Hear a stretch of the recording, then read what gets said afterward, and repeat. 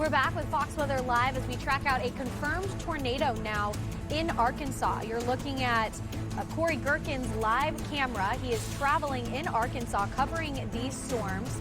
Currently trying to get a location on where Dodge Ridge specifically is at in Arkansas.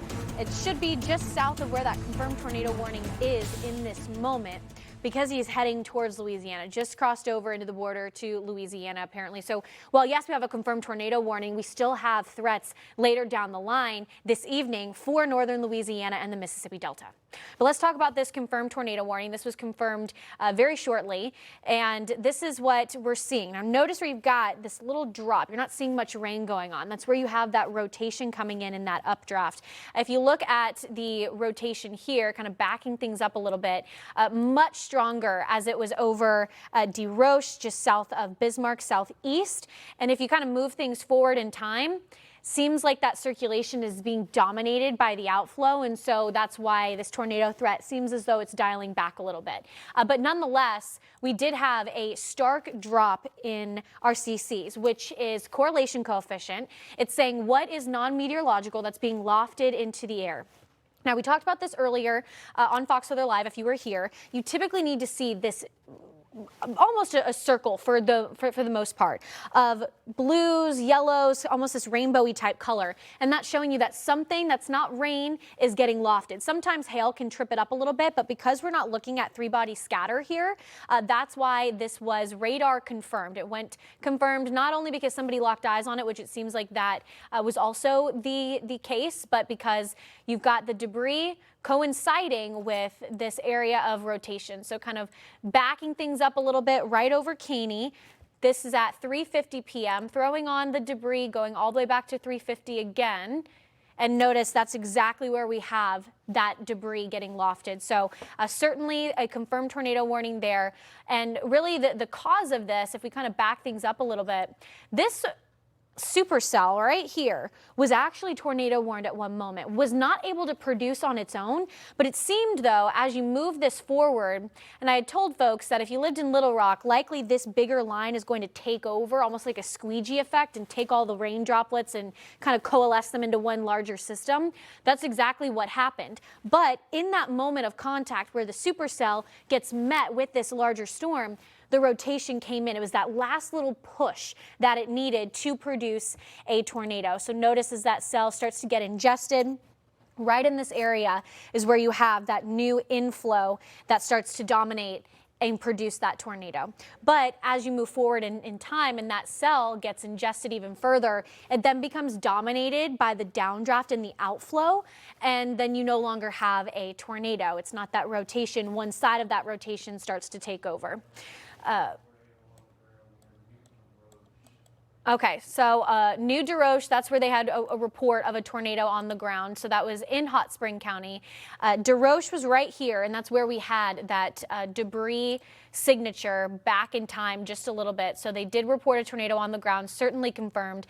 To know the strength of this, you have to go back to the National Weather Service office, and they will have to survey this tomorrow. So we don't know exactly what this produced, but we know that it did definitely produce, which means that tornadoes are a real danger today and tonight, even in through the overnight. So Roche, this is the zone for you. Again, as we move forward, it seems a little less likely that this will be a long tracked tornado. Again, it seems like kind of being dominated by that outflow even, and less of that intense couplet, which there's the couplet that produced a tornado.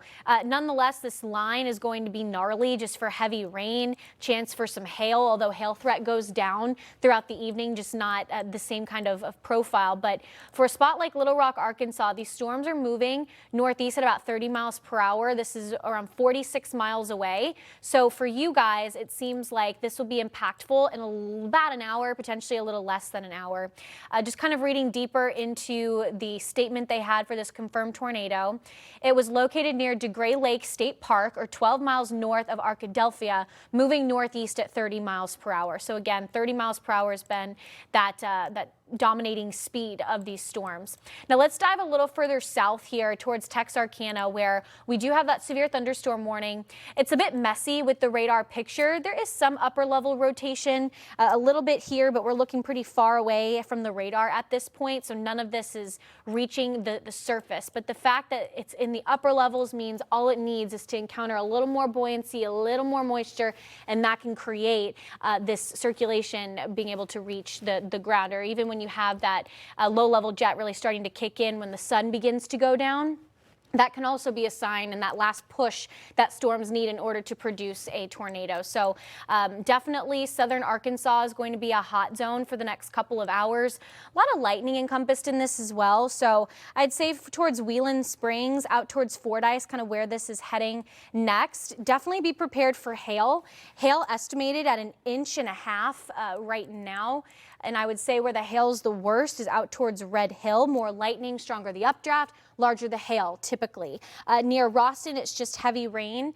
But what they're really warning here for this particular severe thunderstorm warning, we've got a little area just south of Roston. It shows more of that purple value, which again is indicative of a stronger updraft. So I would say you've got some stronger hail there.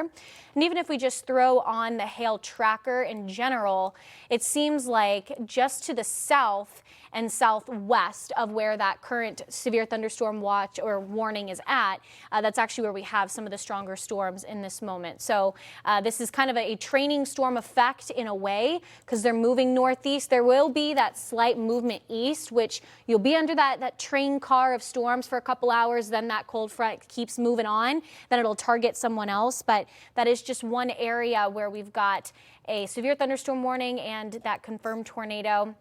Moving further north out towards Lick Mountain, still just run-of-the-mill 60-mile-per-hour winds and 1-inch hail being reported there. You head south between I-40 out towards Perryville, where at one point Brandon Coppock was right here.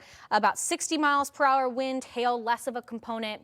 Brandon, though, decided to move further north, so he actually jumped into Missouri, and Corey Gerken is staying on this southern threat. So we're targeting this from two separate ways. Really three. Me in studio, Brandon to the north, Corey Gerken down south. Now for this northern threat, it does seem like it's rolling more so as a damaging wind threat because it's a line, less discrete cells along the head of it, or at least these cells and these pops of rain and thunderstorms, they don't have that organization to them. They're not mature. They're just little pockets of heavy rain.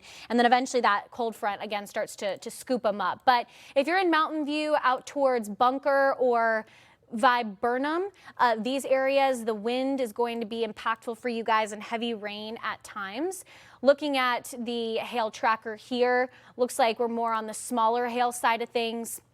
But then jumping back into the live radar, there is a chance that we could see an embedded tornado. So what that means is right along the main line, when basically you go from the weather's calm to craziness, the heavy rain starts to push, that's where you have the greatest chance at seeing some rotation and the chance of a tornado. But looking at this particular segment here, I'm not seeing much of a rotation component, not seeing much of wind shear going on to create a tornado in this particular time. So at least good news here. If you are in this northern severe thunderstorm warning, it seems as though this is going to be a driving factor for damaging wind. Real quickly though, let's just jump right back into that confirmed tornado warning, check on how things have progressed, especially because this is for a major interstate. It's for I-30, moving over I-30 even right now, heading out towards Little Rock, not too far away from Little Rock even. But again, it does seem like it's being dominated by the outflow a little more. That's not to say that you can't see another area of rotation start to spin up, but I do think that the worst of it is over and it's starting to get a little bit wider. Now, what I mean in a wider circulation, back things up right here, notice how tight and how back to back the wind is. The wind away with that orange color and then the winds moving towards the radar in the green, and it's so close together. That is a couplet. That's a word that we use to describe rotation. Now if you move it forward, which it also seems like they maybe dropped that confirmed tornado warning. Seems like they did because it just disappeared. So good news, that looks like that confirmed tornado warning has been dropped. But as you move it forward, this is why. Notice that orange and green next to each other, that's dissipated. And now you've got, a little bit of red next to a little bit of green, but it's for a wider distance, which means that, we could have some upper level rotation, but nothing that is a tight couplet that could produce a tornado. But it was at one point a tornado producer. Because of that, let's see if we can jump into some severe storm reports and see what we've got going on. This was near Bismarck, Arkansas, not North Dakota. That would trip me up because I had some family that lived in Bismarck for a second. So in Bismarck, here's that storm report that came out of the cell. Multiple reports of a tornado on the ground at Highway 128 and Hickory Grove in the new Roche area. At one moment, there was about 26,000 people under a tornado warning. That tornado warning later eventually got upgraded to this confirmed tornado. So I would say about 15,000 people were under it. Now, Bismarck is the spot of concern. We are talking potentially 10 miles to the west of I-30. So if you were on I-30, maybe you saw that tornado in the distance, but thankfully it's not going to be impacting the major interstate. But that's all we've got in the form of severe reports for that area. We could see some more that start to pop up. Looks like we have a damaging wind report out in Texarkana. We'll quickly kind of query this, see what went on there. Trees blocking Arkansas Highway 29 north of Louisville. Time estimated by radar, that's fine. So the city is Patmos, so thunderstorm wind damage. So again, there's a lot of different threats that we're looking at throughout the rest of the day. Jumping into the tornado watch that we've got, this will last until 8 p.m. Central Time for Central Arkansas, Little Rock, down towards actually where we had that confirmed tornado warning was right in here. And then Texarkana, Tyler, Rusk, Shreveport, Natchitoches, Louisiana until 9 p.m. That cold front takes a little longer to take over.